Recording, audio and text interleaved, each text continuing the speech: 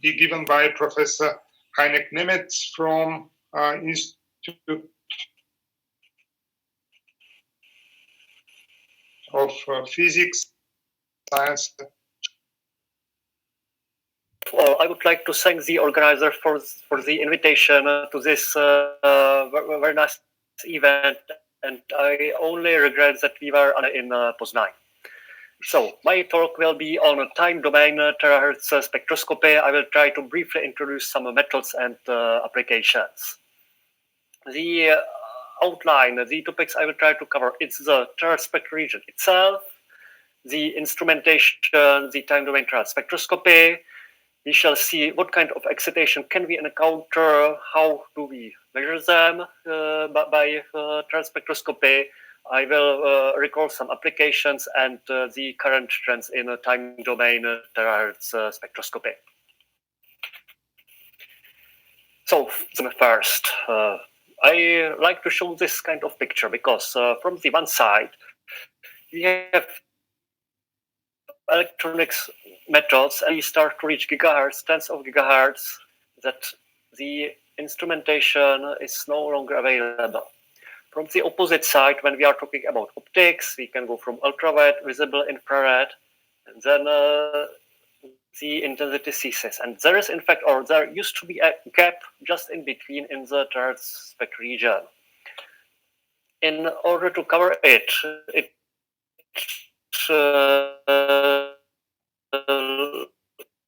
required quite time to develop because the model provides many benefits to the researchers. I should also stress that it's a non-ionizing, it means a harmless radiation, so we have absolutely no obstacles in working with this type of radiation. Now, let's recall the Planck radiation law. It tells that for anybody around us, there is radiation and also in the terahertz spectral range. When we integrate over such a narrow interval, we get almost a milliwatt per stereo-dyn per square centimeter. In other words, any object around us emits terahertz radiation. For comparison, these two dashed lines indicate the power of our source. When we have experienced radiation all around, is the fact that there is this radiation all around us causes a big problem in accessing this region because whatever we generate, we have much more power from the whole room around us. So the breakthrough came with the development of time domain terahertz spectroscopy. The basic scheme is plotted here. It's controlled by a laser delivering femtosecond pulses. These are split. One part is led to a so-called emitter, where it's converted into the terahertz radiation. It's then focused onto the sample and refocused back to the sensor. A part of the beam is split, led to a delay line, and by we can scan the waveform of the terahertz pulse. But I will show this now in a more detail. This is just how it looks in reality. So there is a couple of methods how to generate and detect terahertz pulses. And here I will recall that using ultra-fast photo switches. On the generation part, we have a biased semiconductor emitter.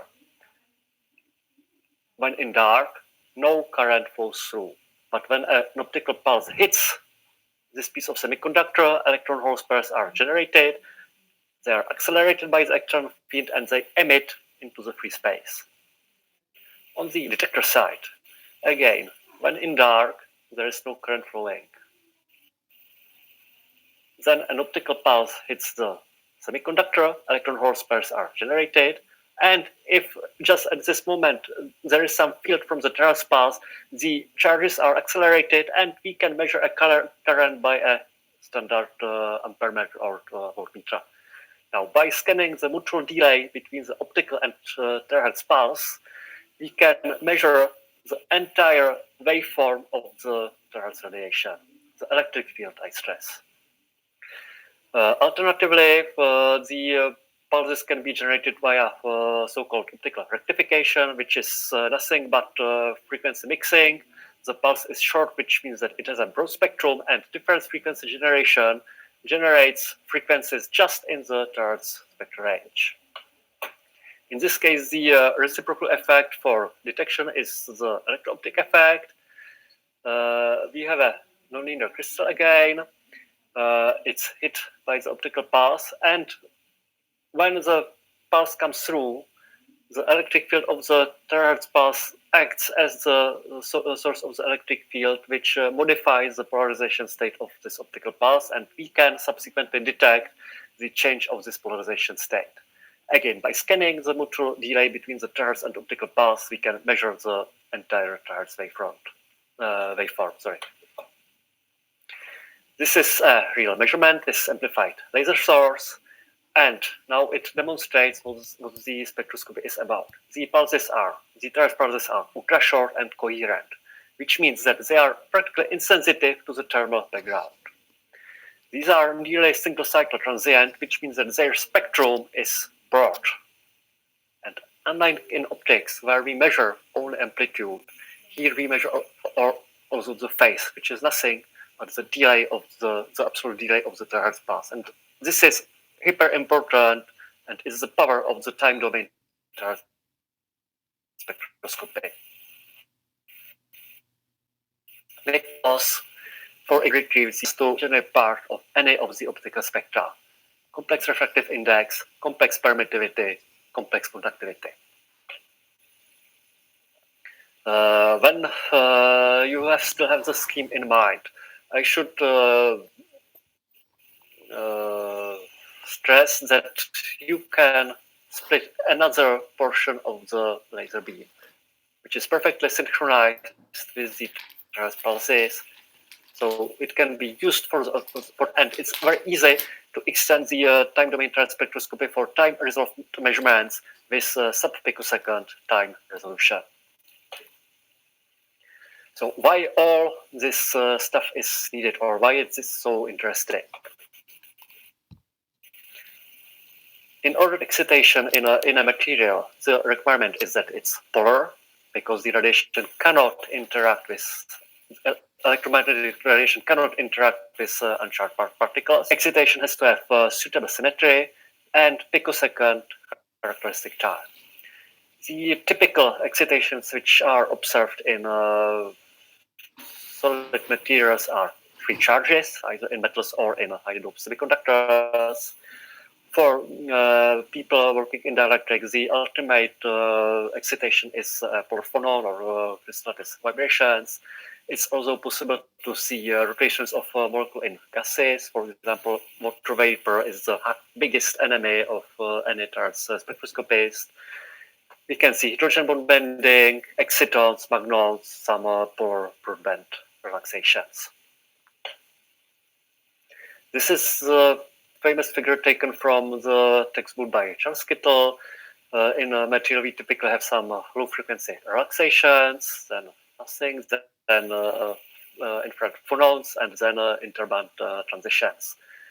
And in this picture, the area which is usually felt, or the excitations which are felt by terahertz radiation are these tails of the low frequency relaxation.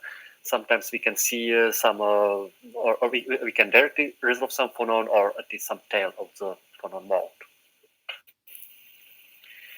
Let's recall the basic models of spectra which we usually encounter. The first one, the simplest, is the response of free carriers, which is governed by the Drude model. This tells that we have charges moving in the material, and they are randomly scattered, either by lattice vibration, impurity, or whatever. It means that if an impulse of an electric field induces some initial current, this current decays exponentially with time. Upon transformation, upon Fourier transformation into frequency domain, we get the conductivity spectrum with some kind of DC mobility. This is how it looks like. A real part which is decreasing is decreased by the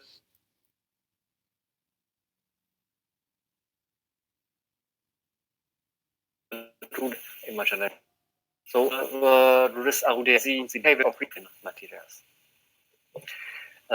In this slide, I would like to also emphasize that all these measurements of charge transport are non-contact.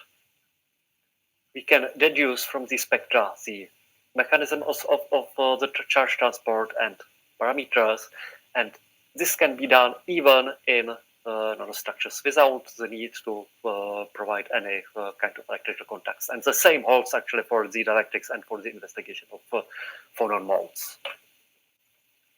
So let's move to things which interest you more. These are the crystal lattice vibrations. The model of phonon is nothing but a harmonic oscillator, which means some kind of pore species where is a restoring force and a damping. So what else but a classical resonance scarf can one get? So here you can see an example of pore phonon in lithium germanium crystal. It's a relatively narrow weak phonon right in the terahertz range, so we can resolve here the entire resonance curve. So how do we actually measure these spectra? The answer is time domain terahertz transmission spectroscopy, and I really stress the word transmission. There is a couple of modes in which we can operate. We have to first look at the propagation through a planar snap sample. We distinguish between something which we call a thick sample and a thin sample. In any kind of sample, a terahertz pulse inputs the sample, exits out, but a part is internally reflected, and so-called Fabry-Perot reflections take place and go out of the sample as well. If that sample is optically thick, we can actually resolve these reflections in time, and this is the blue curve here. This is the main pulse passing through, then there is silence, then there is the first echo, the first internal reflection, second, and etc. If the sample is very thin, we cannot resolve these reflections in time, and only the main pulse seems to be modified. Then there is something in between, but that's the most difficult case, and it's better to avoid if possible. So when we have the optically thick sample, we can perform so-called temporal windowing. It means we can ignore the internal reflections and consider just the main pulse coming through the sample. In that case, the transmission function is very simple. There are Fabry-Perot Fresnel losses upon transmission into the sample and from the sample, and then there is this exponential propagator. This is a nonlinear equation which can be solved numerically, but in the first approximation we can solve it analytically as well. If we consider very weak absorption losses, then the phase, the argument of the transmission function is nothing but a refractive index times some constants, while the amplitude of the transmission expresses the absorption. And this first equation is in fact the power, the strongness of the time domain terahertz spectroscopy, because one can measure the phase, which is in fact the timing of the terahertz pulse, with femtosecond precision, which means that with sufficient thick samples, we can get the real part of the refractive index very accurately with little work. There are some obstacles, or sometimes it happens that there are jumps between the branches because the argument function is not a unique function. it's a so-called multivariate function. So sometimes we have to care about, but in most cases, when the sample is not dispersive, this equation is very sufficient to get the first approximation of what's going on. So just to illustrate the results, this was a measurement of a 3 millimeters thick sapphire. You see that despite the fact that it was a very rapid, very superficial measurement, we have an accuracy up to 3-4 valid digits. And the takeaway message is that one can precisely determine the real part of the refractive index, and the accuracy increases with the sample thickness d. At the same time, we can very reasonably determine the absorption losses, the imaginary part of the refractive index, and here the limit is mainly the stability of the system. We have a limited spectral range because on the high frequency part, the intensity of the Terrace radiation is already weak, so we have to be a bit careful where we can see spectra. And at low frequencies, of course, the source is weaker as well, but at the same time, there are diffraction effects. So at the low frequency size, one has to consider the results even more carefully. Now, in many dielectric materials, which are prepared as thin films on a substrate, we resolve the echoes in the substrate, but the films are too thin, so all these reflections in the thin are summed up. When measuring this kind of system, it's possible. What's required is perfect optical contact of the film and substrate. Otherwise, we have to consider artificial layers. We can temporal window the main echo from the substrate and some all interferences from the film. From the technical point of view, there are several choices how to perform the reference measurement. Either it can be a vacuum, or the really best is to have identical substrate, the substrate on which the thin film was about to be deposited, measure it under the same operating conditions, etc. In most cases, we have a substrate from the same material. Its thickness may be slightly different. Difference in thicknesses of the order of 10 microns. It's something very usual within the batch of samples. But when doing the spectroscopy of thin films, this is quite a disaster. Imagine that the information about thin film is encoded in the so-called optical thickness. It means the product of the refractive index and the thickness of the film. If we have a thin layer, this can be easily just a few microns. And now, when we have a non-certainty in the substrate thickness of the order of 10 microns, it completely destroys, obfuscates the information about the thin film. So this is something important when doing to consider when analyzing thin films on a substrate. Again, just to see some examples, this was a measurement of strained strontium titanate superlattice of a total thickness of 200 nanometers only on a dysprosium candidate substrate. These precautions I was talking about were considered very carefully, and you can see that even if the film was extremely thin, the results are really beautiful. Now, people are often asking, we have an opaque sample, so why not do time domain terahertz reflection spectroscopy? Conceptually, it's even easier than the time domain, than the transmission spectroscopy. When talking about the normal incidence case, the equation for the retrieval of the refractive index is even simpler than in the transmission geometry. So what is the problem? It's the positioning of the reference mirror. Again, it's something which doesn't happen in optics, but in these time domain methods, it's important. If we misposition the sample with respect to the reference mirror by a few microns, it induces a huge phase change. And this phase change corresponding to the displacement of just 1 micron can quite considerably change the retrieve result. In practice, it's hard to maintain the position within 10 microns precision, and 10 microns mean 10 microns on these curves, and it means that practically the result is arbitrary. It's almost no need to measure.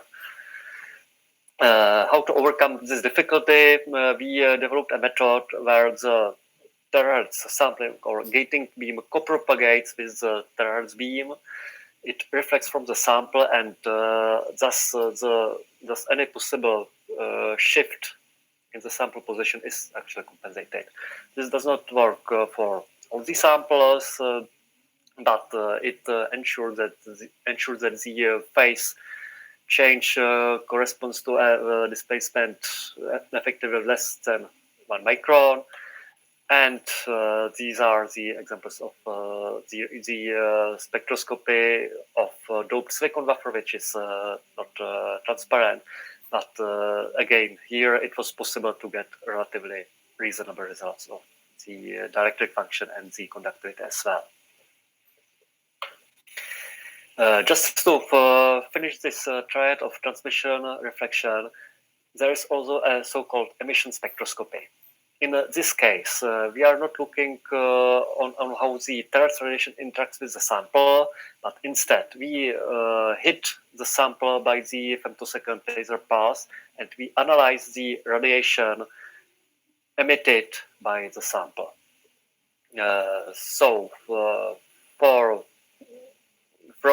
From these spectra or from these waveforms, we can determine, for example, the lifetime of electrons in semiconductors. We can determine their mobility, etc.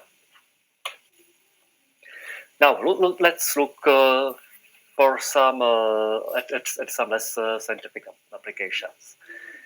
Terahertz radiation can be used for imaging and tomography. As I already emphasized, we can measure very accurately the time delay of the terahertz pulse, which means that we can tell from which depth the terahertz pulse arrived. In this very simple way, one can perform tomographic imaging. It's possible, for example, to measure the thickness of coating of pellets, or look through some materials which are not transparent in optics. So up to now I was talking about methods which are known for more than 2 or maybe even 3 decades. Let's look at some current trends in time domain terahertz spectroscopy. It's a method which is not dead. It's a method which still develops and expands in quite unexpected ways. So first of all, we are very interested in terahertz nanoscopy. Any imaging is principally limited by diffraction. The spatial resolution can be hardly better than the wavelength, and in the case of terahertz radiation, that means 0.3 millimeters. So that's a lot, and we would be very interested to look at smaller objects. The answer here is scanning near-field optical microscopy. The resolution here is controlled just by the tip size, which is around 50 nanometers. The time resolution is not 200 nanometers, but 200 femtoseconds. Sorry. How the method operates? There is a terahertz radiation hitting the sample. There is a tip which vibrates at kilohertz frequencies. And what is this detected is the scattered terahertz radiation. This scattered radiation is sensitive mostly to what's going on in the vicinity of the tip where the field is concentrated and it is highest. And since this tip is small, of the tens of nanometer size, we can get the information from such a small volume. So these are just some examples from our laboratory. We investigated gallium arsenide nanobores with hundreds of nanometers dimensions. We can see that the Terz signal differs from different part of the nanostructure. These are also our results. I would like to. It's interesting to notice that not only this method has a lateral resolution, but also there is some degree of the depth resolution. One detects the scattered Terz radiation at multiple harmonics of the tip vibration frequency, and the higher is the frequency, the smaller is the depth which is actually probed. So here we observe that the dynamics becomes more rapid as we are moving closer to the surface. And this together indicates that we were able to see how charges are actually repulsed from the surface of the semiconductor, the charges generated by photoexcitation. Another great story is that we are trying to expand the measurable spectral range. What actually limits the bandwidth of the generated pulses in the conventional time domain spectroscopy? Of course, it's the laser pulse duration.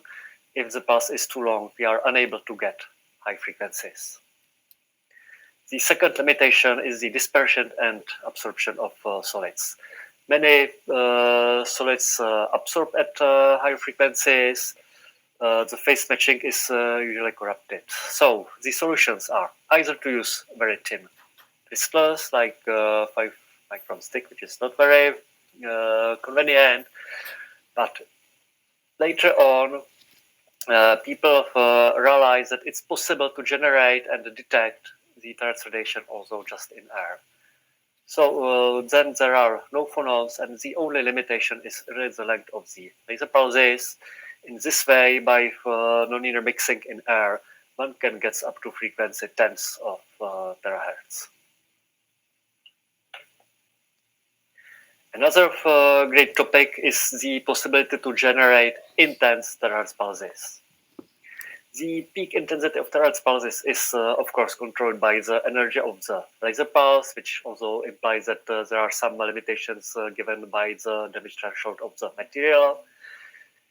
The other important parameter is the magnitude of the nonlinear coefficient and the requirement of phase matching of the optical and Terz radiation propagation in this crystal.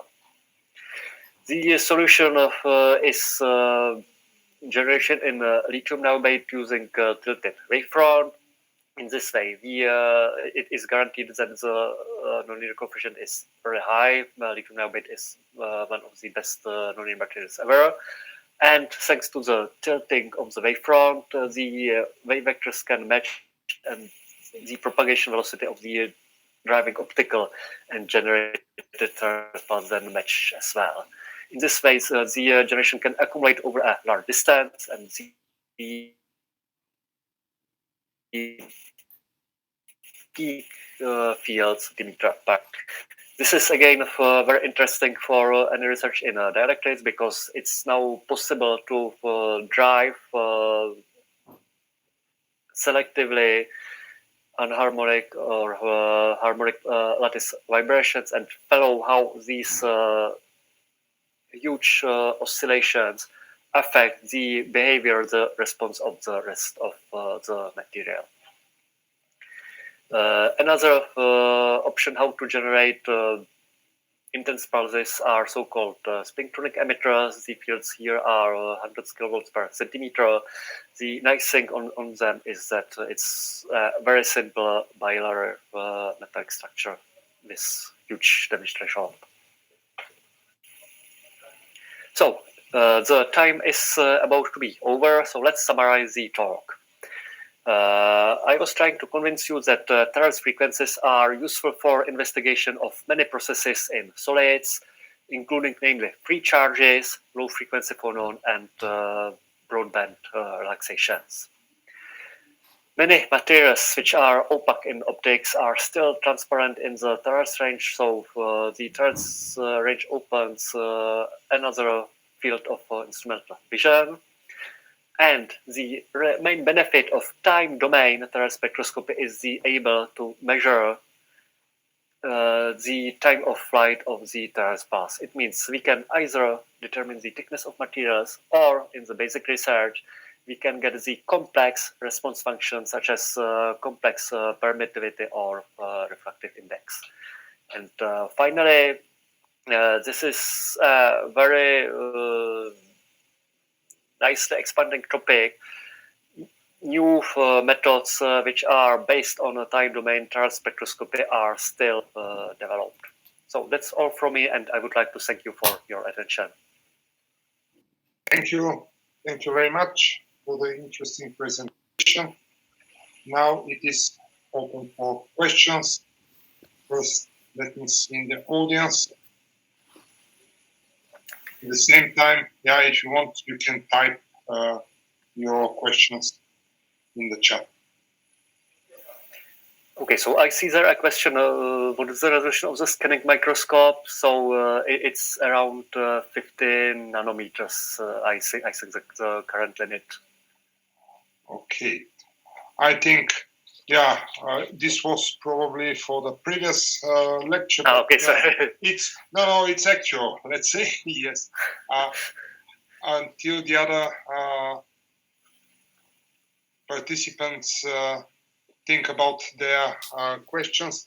Probably when you present these problems with the layer thickness and what you mentioned at the end also in your summary, I made an association of your technique with the ellipsometry.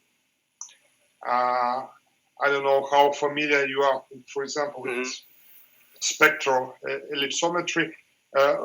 It is also a tricky question there to determine correctly the thickness of a layer or the optical constants. And yeah, there are different models. So I was thinking, is there something similar that you can also apply with your technique? Yes, ellipsometry is being done, but it's not that useful because you can get the real and imaginary part of the optical spectra in a much more straightforward way. Since you mentioned the issue of the thickness, this is something which is an issue in the time domain Terrace spectroscopy, particularly for the thin films or for the measurement of thin films of substrate. It's essential to determine very precisely the thickness of the substrate. And there is a solution in time domain Terrace spectroscopy for this. The analysis can be done not only from the main pulse passing through the sample, but also from the first internal reflection. And these two spectra depend on the thickness and refractive index in a different way. So one can get simultaneously not only the complex refractive index, but also the thickness of the substrate. And in this way, one can go for precision of the order of 100 nanometers or below. And when we are at this level, we need to start to take care about GUI corrections and stuff like this in order to get rid of some further instrumental problem which are normally not seen.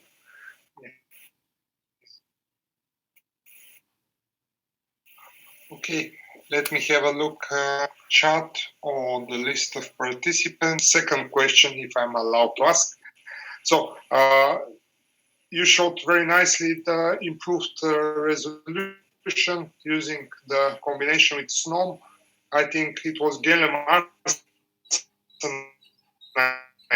structures that yes, exactly. So there is just this in fact in the image you showed, the terahertz image, the difference in the signal. So probably it was too fast for me. So in fact it's different intensity of the signal. Yes, that's it. We can measure the entire waveform, and this is just one of the selected point of the waveform. So, of course, it's not as sensitive as the conventional spectroscopy. It's sensitive enough to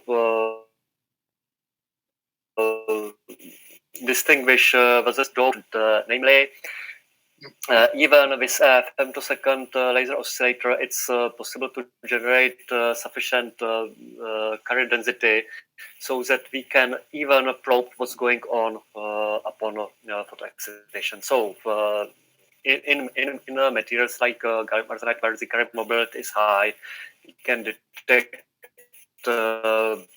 current densities as large as or as low as And signal intensity was due to the different thicknesses because you have nanostructured gallium arsenide. Or it should be gallium arsenide on a sapphire, I guess. Okay. Yeah.